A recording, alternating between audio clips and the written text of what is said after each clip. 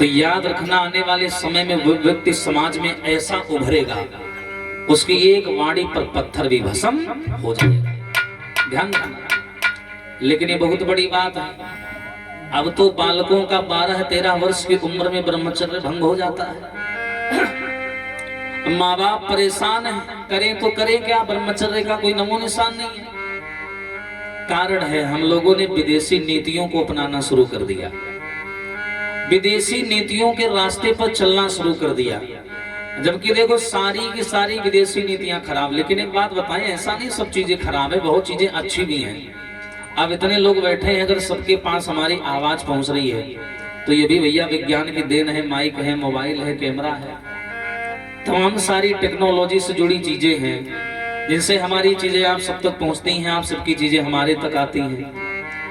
लेकिन इनका उपयोग नहीं हो रहा है, दुरुपयोग हो रहा है। ध्यान रखना। और देखा होगा दुनिया भर की बीमारियां चल गई, केवल मोबाइलों में बच्चे लग रहे हैं, बर्बाद हो रहे हैं। अब ये सारे नुकसान है। कई कई जगह देखा है कि बच्चों को अगर मोबाइल ना दो तो उन्हें भैया अटैक आ जाता है, बीमार हो जाते हैं, बेहोश हो जाते हैं। बताओ, हाँ, 5-5 साल की बच्चों की आंख में चश्मा लग रहा है, इससे बड़ा दुर्भाग्य क्या होगा बताओ। ब्रह्मचर्य है ही नहीं। अब खाना में क्या है, खाना में क्या, सवेरे उठे चाय और टोस्ट, चाय टोस्ट खाए नहीं, जा रहे हैं, तो भर हुआ चला रहे। अब उससे होगा क्या, दिन भर काम किया और शाम को आए, क्या बना है, बना का है खिचड़ी धरी है, खींच ले। अब बेचारे दिन भर काम करके संजग मिली खिचड़ी और खान खिचड़ी, हालत बिगड़ी।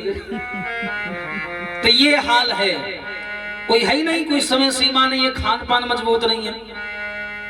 और देखिए, जिसने इस जवानी में अपने आप को रोक लिया, थाम लिया, उसके जीवन में कभी दुख नहीं आता। और जो इस जवानी में सड़कों पर चप्पलें चटकाते रहे, गली में सीटियां बजाते रहे, बड़े बड़े आंदोलनों में ले तलवार रोडों पर भीड़ इकट्ठा करते रहे, तो याद रखना, जब ये जवानी निकल जाएगी तो रोए आंसू नहीं आएंगे। हाँ? और यही बात मैं बार बार कहता हूं, नर हो न निराश करो मन को, कुछ काम करो, कुछ काम करो, जग में रहकर कुछ नाम करो। यहाँ आए हो तो आने के बाद कुछ ऐसा करके जाओ जो लोग रह जाएं, वो बरसों तक तुम्हारा नाम ले। बाकी बड़े बड़े शब्द वाले और बड़े बड़े रियासत वाले यहाँ नहीं रुके। कवि दिनकर जी की एक सुंदर सी कविता है, सुनना। अरे चले गए लंबरदार, रुक न पाए ठेकेदार। ध्यान देना, बड़ी बड़ी रियासत के जिम्मेदार चले गए, राजा महाराजा गए, बिना बैंड बाजा गए, सारे के सारे ही तू पहरेदार चले गए।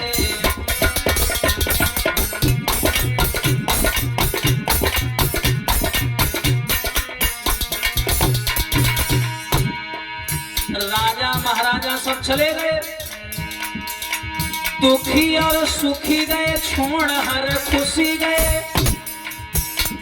अरे सारे के सारे ही तू रिश्तेदार चले गए, पागल दीवाने गए, नए और पुराने गए, रात रात जाग जाग पहरेदार चले गए।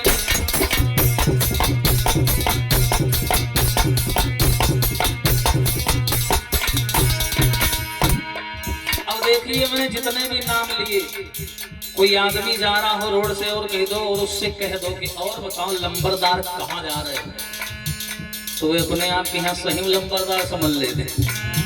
ये शब्द हल्के में ना लेना। लंबरदार, लंबरदार, सूबेदार, पल्लेदार, चौकीदार, हवलदार, अर्धकदार, मसूरीदार, सब चले गए, पता ही नहीं कहाँ चले गए। चले गए सब पीर बहादुर, हर चले गए सब पीर बहादुर, हर जा दुनिया से चले गए, लेकिन जाने कहाँ चले गए।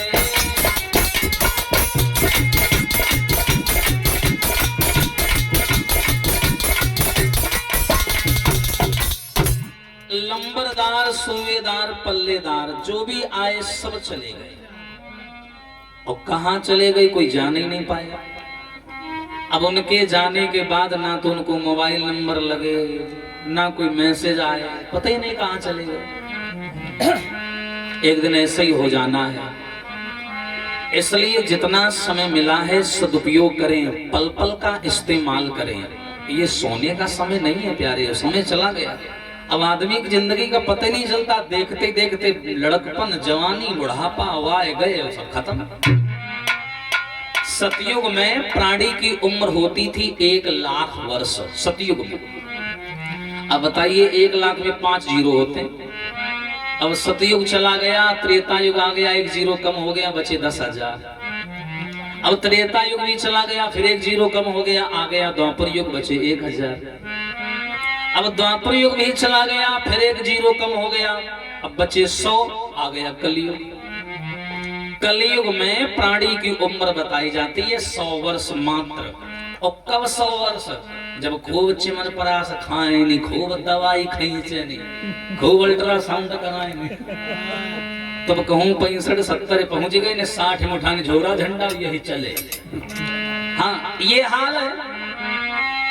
अब वास्तव में इनके भी गाल बड़े चिकने, तो घास जामे लगे। दिन पर दिन परिवर्तन है संसार में, और परिवर्तन ही संसार का नियम है। हर पल को जीना सीखो, लेकिन मर्यादा के साथ। आज हमारे भगवान राम का दुनिया में नाम क्यों है? क्योंकि उन्होंने भगवान होने के बाद भी मर्यादा में जीवन जिया और सात्विक जीवन जिया भगवान राम ने। भगवान राम के जीवन में आपको चमत्कार नहीं मिलेगा। कहाँ चमत्कार है बताओ? समुद्र पर पुल बनना था, पत्थर डलवा रहे हैं बंदरों से।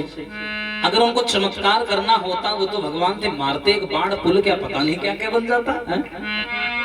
लेकिन नहीं, भगवान राम ने सिखाया कि ना, कर्म करो। कर्म किया, उसके बाद पुल बना। कर्म किया, मेहनत की, परिश्रम किया। लक्ष्मण के शक्ति बाण लगा, भगवान थे, ऐसे हाथ फिरा देते, हमारे लक्ष्मण उठ के बैठ जाते। नहीं, भगवान राम ने दिखाया कि ना, अगर ऐसी स्थितियां आती हैं तो सबसे पहले वैद्य को बुलाओ, डॉक्टर को बुलाओ। और वो भी कलयुग का दूसरा भगवान माना जाता है। जीवन देने वाला ही भगवान है, डॉक्टर भी जीवन देता है। सुखेड़ वैद्य को बुलाया, जाओ संजीवनी बूटी लेकर के आओ। यहां भी कर्म प्रधान का भगवान ने इस्तेमाल किया, कर्म का ध्यान रखा। कर्म ही सात्विक है, कर्म से बढ़कर कुछ है ही नहीं। कर्म प्रधान विश्व रचना खा, जो जस कर ही सो तस फल चाखा। सब कुछ संसार में कर्मों पर आधारित है।